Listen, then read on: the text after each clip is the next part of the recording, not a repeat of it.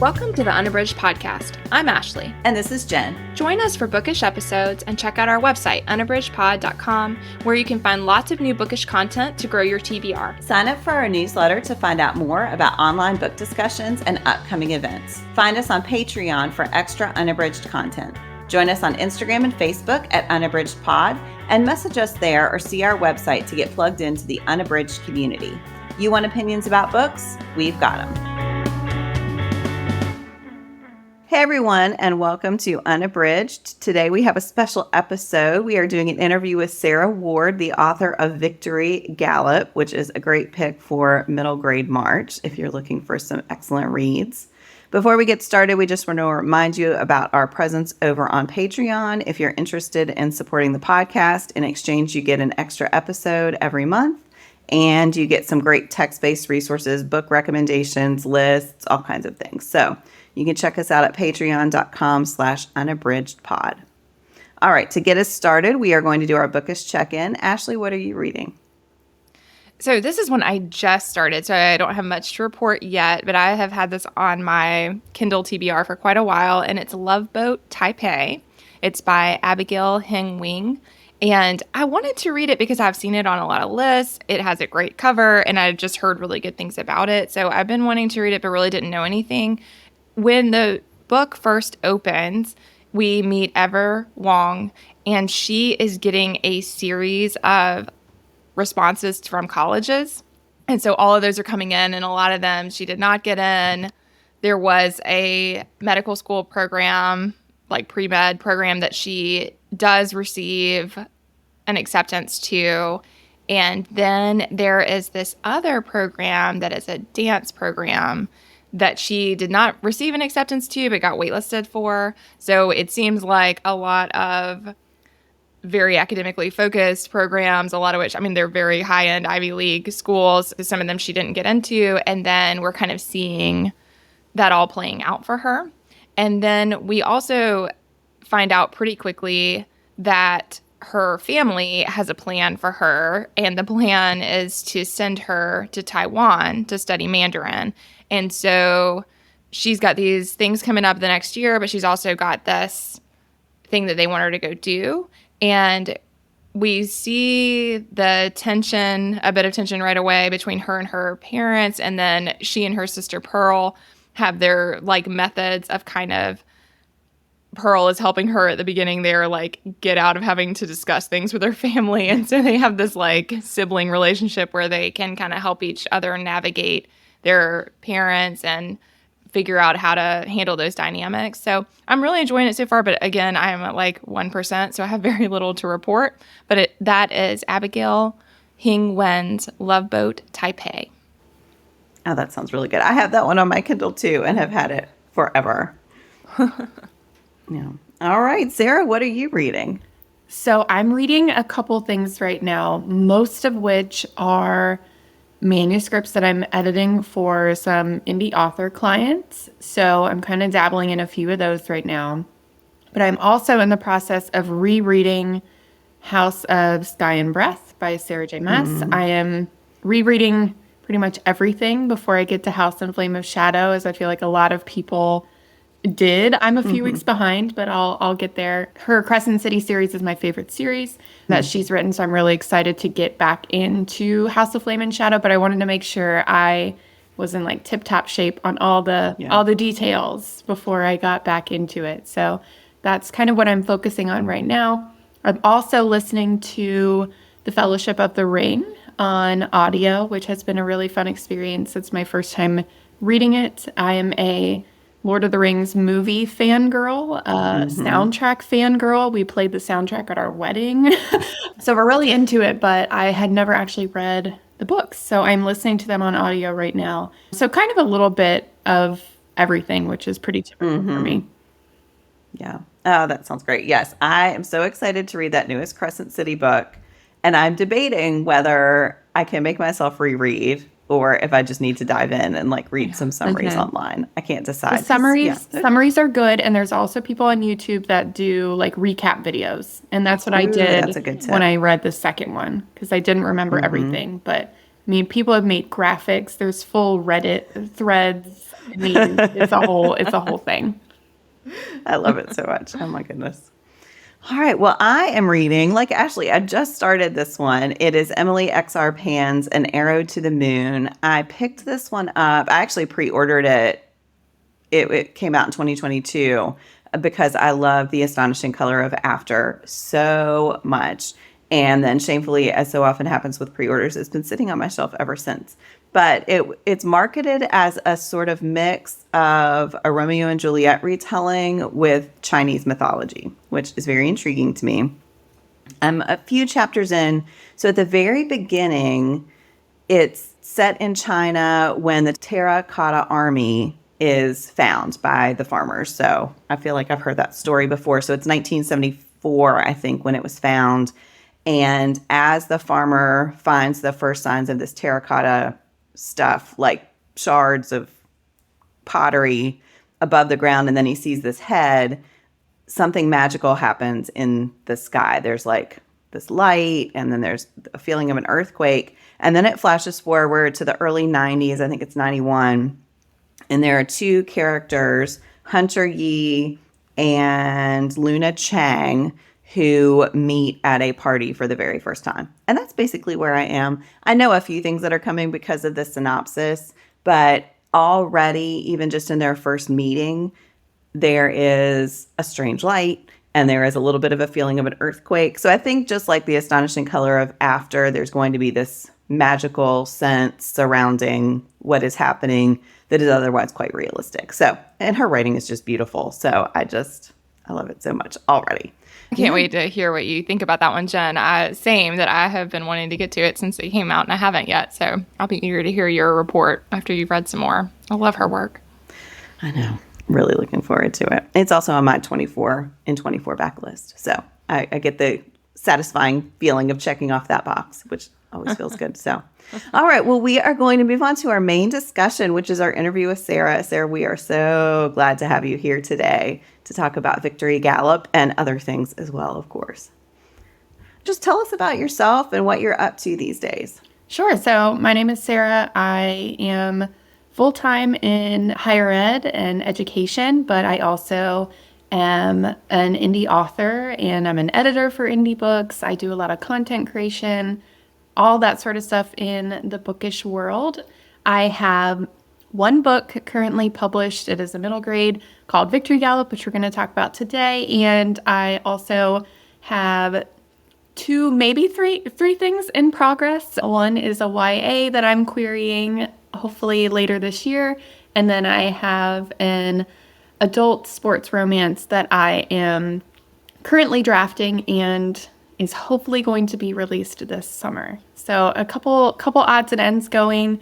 I'm also an equestrian, a coach. I just love working with sports, working with young people, all that sort of stuff. So a lot of that comes through in my writing. It's the context and perspective for a lot of my manuscripts and things like that. So it's what makes writing really fun for me. Mm-hmm.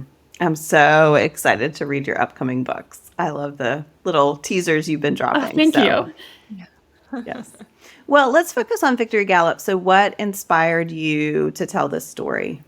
Sure. So I kind of always wanted to write something. I always wanted to publish a book, but it was kind of more of even like an inside joke with my family at this point, because to me, I didn't have the patience or even enough knowledge to do the traditional publishing thing. And at that point, I didn't really know anything about self-publishing. I didn't even know it existed or anything. And so once I started learning about self-publishing back in probably 2020, when I was getting on Bookstagram and first starting BookTube and all those things, getting back into reading after a 10 or 12 year break, as a lot of us have done in our lives, I started learning about it. And I thought, okay, if I'm going to write that book that I said I was always going to do, this is the one thing I know. I've always told myself my entire life, you're not a creative person, because I've never been an art, music, performance, that's just never been in my wheelhouse. I've always done sports. And not that you can't do both, but that was sort of where I was focused. And I always thought I wasn't creative. And I said, this is the one thing you know about. You know about horses and you know about working with kids. So that's your avenue. And, since then I've learned that that's not the case. I am a creative person. I have a lot more stories to bring to the world. However, for me, Victory Gallop was it was the story. It was if I was going to write one thing in my entire life, it was going to be that. And that's what makes me really proud of it. But it also made it something that I was really excited to tell. So yeah, I'm really happy that that was the first story that I picked to write. I know a lot of people, I've seen a lot of people say, don't pick your heart book as your first book that you write because you might not know at that point as much about the craft. But I'm really excited that I did write it because it's what catapulted me into wanting to write more. Yeah. I think that's so interesting what you said, that you didn't see yourself as a creative person. Because I think I hear students say that a lot. They have this idea that creativity has to be the visual arts or you have to be a beautiful singer. And I think figuring out the ways that we are all creative is such an important part of understanding who we are, and that acknowledging that everyone is creative, just creativity can look different, is so important. So I love that you found that with this book. Absolutely. Yeah.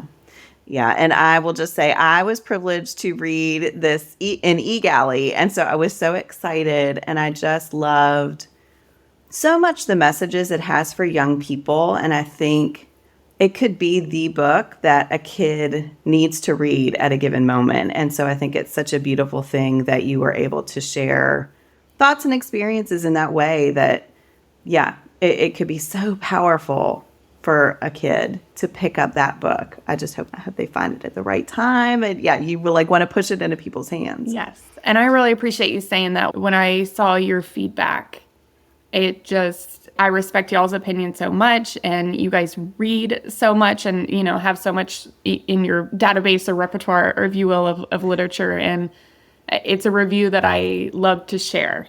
So I appreciate that. I'm so glad. I'm so glad I could help because, I want it to be in all the libraries everywhere. Well, thank you. I'm trying. Yeah, and I think, Sarah, I love what you shared about discovering the creativity in yourself and how you could be all those things. And I think we see that in Harper. I think we really see the way that she learns that she can be a lot of different things, and that she's not all. I mean, we see it with her anxiety and her working her way through that, but even also just her space in the world, and that she can be a lot of different things at once. And again, I think kids need to see that. They need to see characters who work through hard things, but who also are complex, because people are complex. And I think a lot of times we, especially in school and especially at the middle school age, I think we feel a little typecast. People tend to feel like we get flattened in a lot of ways. And I think that then we start to flatten ourselves and think of ourselves as only being able to do. And then a lot of times that's the age where you're starting to really get serious about something. So, if you, I did do music, then all of a sudden you're all in on music. And I danced and I did music and I felt like then I had to make these choices, and that those were really hard. And I do think, of course, our time is limited and we do have to make some decisions. But I think there's got to be some way of honoring all part of ourselves while also trying to find our path forward. And I think we see Harper navigating a lot of that. Absolutely. Yeah. When I wrote this book, I wanted to make sure, because, when I wrote it, I was in the classroom, but I was also transitioning to working in the children's library. And I wanted to make my characters not just one-dimensional, right? And you'll see that with a couple of them. I didn't want to feel like you could pull from the stereotype for, every middle school class has the cheerleader or the athlete or the nerd, right? And I didn't want it to feel that way. Because you're right, we are really complex. And even when we're kids, right, that doesn't just exist in adulthood. And so you'll see that with our main antagonist, if you will. She's got a few layers to her that are more than just the bully. And I wanted our characters to, especially Harper, to have not just that stereotype of, oh, I'm the horse girl, or, oh, I just read books all the time, or I don't have friends, right? So you see Harper kind of go on this journey from thinking she's just the horse girl who has anxiety all the time and just doesn't have friends and is just that's just how her life's going to be, you know, transitioning to, you know, working with a really good coach and learning how to make friends. And you can have friends even if you are going through tough things, and you can still Right. be successful while you're going through tough things. You know, your mental health battles that you're fighting don't stop you from being able to do the things that you want. It's something that you might have to deal with along the way, but it's not one thing or the other. So I kind of wanted to show all of those layers and how, you know, as people, we can go through the hard things, which kids do. And I wanted to show that was normal, and still grow up and find friends and find success and, you know, find adults that are going to listen to you and help you and all those sort of Yes. things. Yeah. Yeah, I think that Harper's journey to understanding her anxiety is so powerful. What shaped the way, because she had a suspicion at the beginning when she started having the panic attack. She's a smart kid, so she had done research. What helped you to shape that journey that she takes to understand her own mental health? Sure. So obviously, my writing is inspired by things that I know, and then it's inspired by things that I've seen or experienced. It's not autobiographical, but a lot of that is informed by my experience, because I wanted to make sure that what I was writing about was true to someone's experience. And so, in terms of the way that the anxiety manifests, some of that is just based on what I know. And as a kid, I had anxiety to level 100. And that's just how I grew up. And it is what it is, you know? And Yeah. I wanted to show that as being something that exists. It can be normal, although not fun. It is something that exists with kids, even at a young age. And there is something we can do about it. So, for example, I chose to include a scene where Harper goes to therapy, because that's something that even as a young kid, that's something that I did, because that was the path that the people who cared about me thought was helpful. So I wanted to show that being normal. And I got inspired to do that from Starfish by Lisa Phipps, which is one of my favorite middle grade books in the history of all time. And she includes therapy in her book too. And I was like, okay, I'm just going to do it, because I was worried when I was writing it that, you know, it might not fit everyone's experience, or that people might not agree with it or think that it's appropriate for a kid. And I remember telling my husband, and he was like, that's the one thing you have to include. Like, to me, that's the thing, you know? And so I tried to shape what I wrote based on what I know worked for me, what I know has worked for other people. And not everything works the same for everybody, obviously, but just showing that there are options. You can have adults in your life that are trying to help and care for you. And, you know, you can see her parents through the book are trying to navigate what do we do here? You know, what's the right thing? And nobody really knows the right thing. We're all just trying our best, right? So I tried to include some of that too, but I really did just try and shape it off of my experience, and also try not to say that this has to be everyone's experience.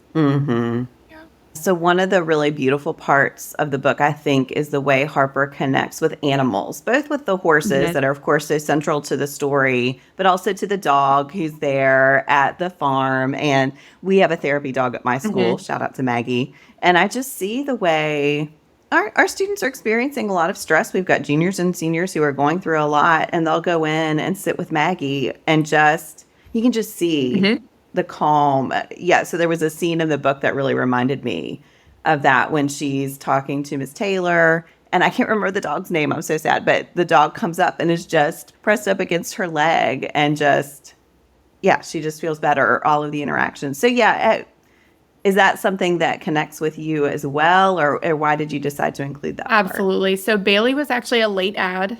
I don't even know if Bailey was in the arc. I can't remember. The farm dog was a late ad. One of my friends said, this book needs a dog. And I'm like, oh, every book needs a dog. And I was like, wait, but I'll actually add the dog.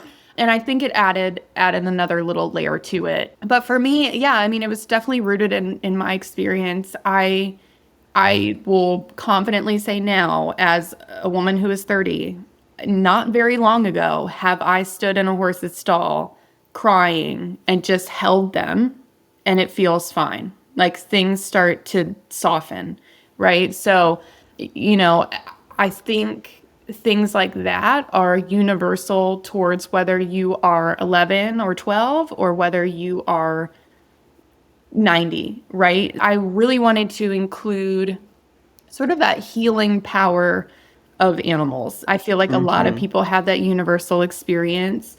That's part of the reasons why we got our dog when we did, was, mid pandemic, and like just needing that something, right? So I really wanted to include that. I wanted to show that, she can have a really hard time when she's riding, because riding is a very difficult sport.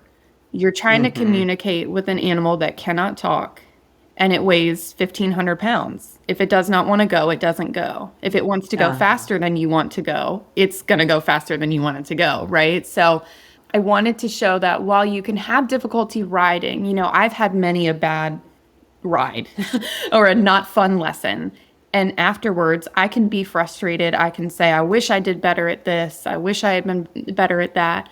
And then I can stand there in the horse's stall and say, but I got to ride a horse, right? Like, I got to sit on top of a giant animal and attempt to guide it in the direction I wanted to. And to me, that is a beautiful thing. Your horse is never going to try and punish you.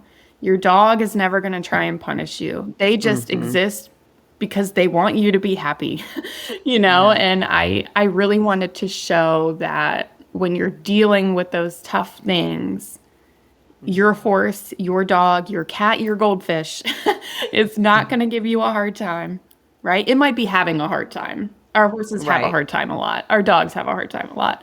They're not going to give you a hard time. They're not going to ask you questions you don't want to answer.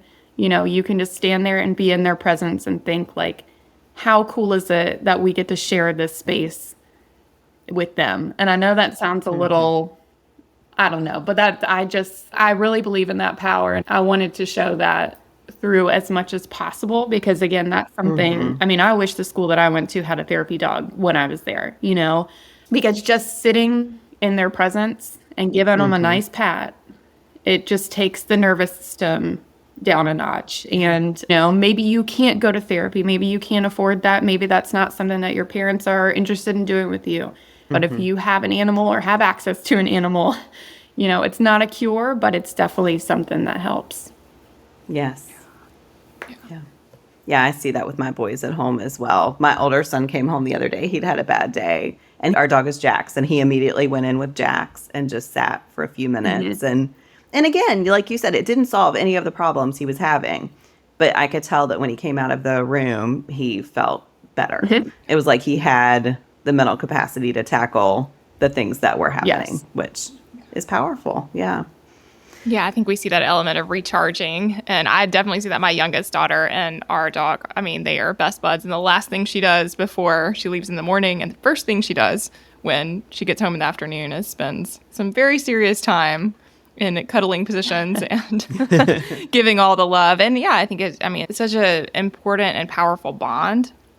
I think it really is amazing. But again, what I liked in the book was that, like you said, Sarah, like, it's not a cure. And I think that therapy also is like not a cure. Like, I think that in the book, we really see that for Harper, it is a journey. And I really appreciate that. And I think the kids need to see that like, these are not problems that have simple solutions. And that if they just do this one thing, then like everything is going to go away. And yet we do see her, like, I loved that scene where she shows back up at the barn where her mom is like, you need to go. And Ms. Taylor is like, yes, we want to have you. And, that we see that there are lots of people supporting her to continue a thing that she loves, even if she needs to do it in a different way. And I think that part is really powerful. Yeah, I appreciate that you noticed that, because I think, that was something for me too. And I know a lot of people that have grown up riding. Riding is one of the only sports that you can still do at a highly competitive level as an adult and still be an amateur. We don't see that very often. Once you say you've played soccer your entire life, you're a high level athlete, you went to college and now you're done. It's like there's pickup games, but you're not going to a national championship.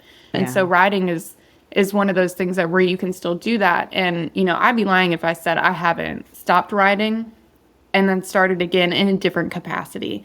A couple years ago, I stopped. I was just having a hard time. It wasn't fitting what I wanted to do.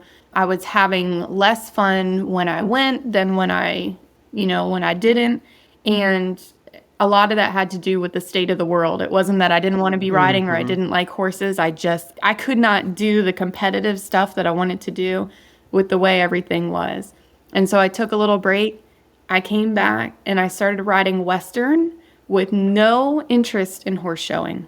I didn't care if I did anything special. I didn't care if I just sat on the horse and walked. And for someone who is very competitive and has done some of the higher levels of the sport, sitting on a horse bareback and walking previously would be like, why did you even go? What was the point of that? You didn't do anything. But it's taken moments like that for me to realize, like, you are with a horse.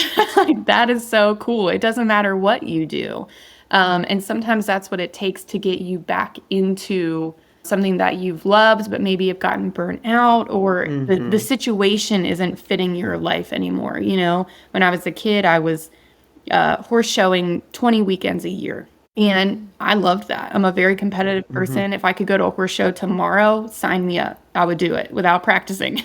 But you can only do that for so long, and then being adult and having responsibilities and all of these things. Sometimes it doesn't fit anymore. And so I have stopped and started many a time. And I wanted to show that in Harper, that you don't have to go and do all the things. You don't have to be perfect. You can just stand there in the stall. You can muck a stall. You can look from afar. But just being in there in the animal's presence is powerful enough. You don't always have to be the winner every time to be worthy of spending time with the animals. So, Sarah, is there anything that you want to share that has been really meaningful to you as an author? Well, I just want to say thank you to everyone that has reached out to me about it. I had a mom reach out the other day and say how much their child loved it. And to me, that is everything, because my book presence is on Instagram and other social media, and I'm not interacting with my readers on a face-to-face level, and so I don't often get to hear from the actual kids who have read the book at the library, etc. What they think. So that was really exciting to hear. So I appreciate the parents and the guardians and the other adults who are reaching out on behalf of kids and saying how much they loved it. But I wanted to give a shout out to my friend Maggie, who has been my horse mom my entire life. She is a lovely, lovely human, and I've worked with her recently. And right now, as we speak, Victory Gallop is being given away as a prize at a really big horse show this weekend. So it's one of the horse shows that I did as a kid.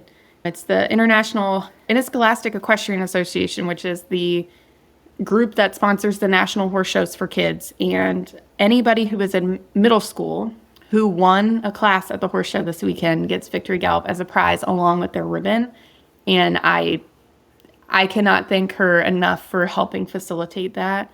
So I'm like trying not to cry over it, but I'm just it's exciting for me because being on Instagram, my audience is not middle grade readers. Right. Obviously, some of them might be parents of middle grade readers or adults who also like to read middle grade, or teachers and all that. But that's not really who follows me. So it's nice to see. It's nice to have someone helping me out of the goodness of their heart, getting my book in the hands specifically of those people who the book was written for. And I just it just overjoys me. So I just wanted to add that. So thank you to anyone that's helped me get the book in the hands of people that it is made for, because it just makes my heart sing. Everyone that's requested at libraries, has it in their school, all that sort of stuff is incredible. That's great. I love that so much. It feels like a full circle moment for you. Oh, 100%. That book, yeah. That's fantastic. So Sarah, I know you talked a little bit about the other books that you're writing right now, but I want to make sure you have a chance to shout those out if there's anything else you want to say about them, and also let people know where they can find Victory Gallop, where they can follow you for more information. Absolutely. So my book, Victory Gallop, is available exclusively on Amazon. I have it in paperback and I have it in Kindle. So it is available there. It's also on Kindle Unlimited. So if you are a teacher, a parent, a librarian who's interested in reading it before you decide to buy it for your collection, I've got it there. If you have a subscription, you can read it for free. I am now on all social media as Sarah Ward Books. I recently changed my handle, so that is where I am now. I am on Goodreads. I am on Instagram, now on TikTok. I am on YouTube, probably other things, but I already forgot. So I'm pretty much everywhere, and everything is on Amazon. So in terms of other things that I'm working on right now, my YA that I'm querying is a contemporary.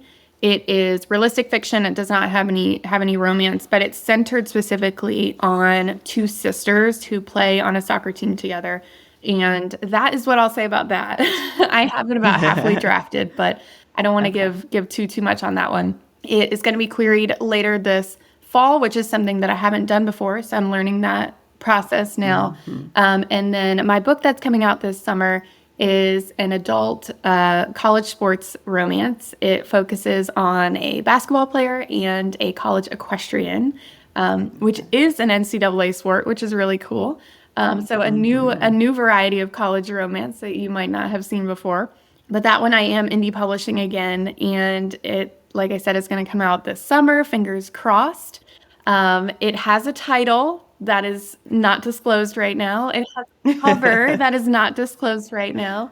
But all of that lives on my little Canva, and I can't wait to share all of that. But yeah, I've got it in works with alpha readers right now. It's going out to betas pretty soon. But I'm excited to be heading in the direction where now I know I'm more than just one type of author. I have more than one type of story to tell, and I can write whatever I want, which is a really fun thing. You know, it doesn't have to fit in a certain box, and I think that's really nice about indie publishing. Not that you can't do that as a traditional author, but in indie publishing, you can write what you want, put it out when you want, and you can change it whenever you want. So I'm loving that process, and I'm excited to be putting more books out. Oh, that's fantastic. I know. I cannot wait to read that sports romance. I'm so ready. All right. Well, we want to end today's episode with our spotlight. Ashley, what do you want to spotlight today? Oh gosh. Well, as we were sitting here recording, I thought I would share a standing desk. If you are, in a space where you can choose your desk and you're on the fence, I should not have waited so long, but I made the purchase. It was a pretty low cost actually, and it's one of the ones I had not had this before, but it's one where you can push the button and it goes from being at whatever height you want to the next height. And I've had it for about a week or two, maybe just a week now, and it has been a game changer for me. So again, if you work some out of your house, even if it's just on the weekends or whatever, I wish I had done it sooner. So I would spotlight any of the standing desk options are totally worth it. But the ones now I just wasn't even familiar with, but this one plugs in and it just makes it super easy to go from one to the other. And I do it all day long. So it's great. I have one of those at work and I absolutely love it. Yeah. It's great. And you have the little preset heights. It's yes. perfect. Yes, it's very satisfying. So I have had the manual ones before, and that was great too. And I didn't have it at home, and I should have made the change. But anyway, somehow having those preset heights and being able to push the button is somewhat magical. So there you go. Sarah, how about you? What would you like to spotlight? So I'm going to spotlight the gym, just as a whole. So I've been a gym fanatic my entire life, but I've moved around a lot recently and haven't been settled in one place. And now we are settled, and it feels really great to be back in the gym. It makes me feel strong. It makes me feel confident. I love wearing cool matching outfits. It's a whole thing, right? And I've loved being back and feeling that, rush of being able to accomplish something when you lift something heavier than you thought you could, and just going out and being able to accomplish that at the gym has been really fun. And it's something that I've missed in my routine. And it's one of those nice things where, now I'm working an office job and I get my lunch break and I can go to the gym and work really hard and come back for the rest of my day. So it's been nice to get back to it and feel semi-strong again. Oh, that's amazing. I love that. What about you, Jen? What do you want to spotlight? So I am watching with my family The Traitors, which is, I will just say, a reality TV show that has no ethical merit, but I love it so much. So it is hosted by Alan Cumming. It's in its second season. He is over the top in the best way. I mean, the way that man pronounces murder is like he somehow makes it 3 or 4 syllables. And the premise is, you take all of these people in season 2, they're all former reality TV stars, and you put them in a Scottish castle, and they are all trying to get a pot of money. But they know most of them are faithfuls, but there are 2 or 3 traitors who are trying to undermine the others. And every episode, someone is banished by vote of the whole group, and someone is, air quotes here, murdered by the traitors. And it is just the best kind of trashy reality TV show fun. I absolutely love it. There are people, I'm a longtime Survivor fan, and so there's some ex-survivors on there. Parvati and Sandra are on this season. They're Real Housewives, which I've never watched, but they're really fun. Yeah, so Sarah just had a visible reaction. So yeah, I've never watched Real Housewives. There are people from Road Rules, Real World Challenge. It's just, if you're a reality TV fan, I feel sure that there will be someone you recognize. Yeah, it's just a good time. It's on Peacock, so I highly recommend it. Ashley's has no interest.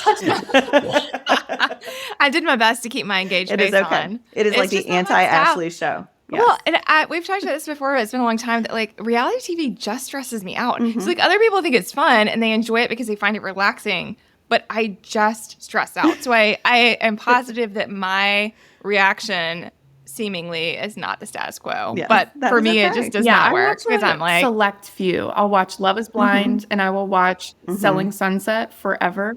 Oh yeah. Okay. Mm-hmm. But I'm not like a Survivor, that kind of person, but I'll watch a select few. Yeah. Well, this one might be fun to try. My boys say that it is like Among Us as a reality show. So if there are any Among Us fans out there, it's kind of like that, but it's a lot of fun.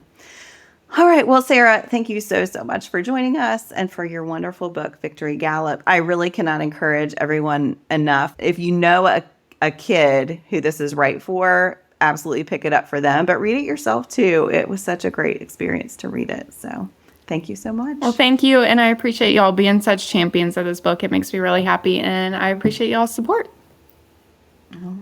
All right, everybody. Thanks for listening.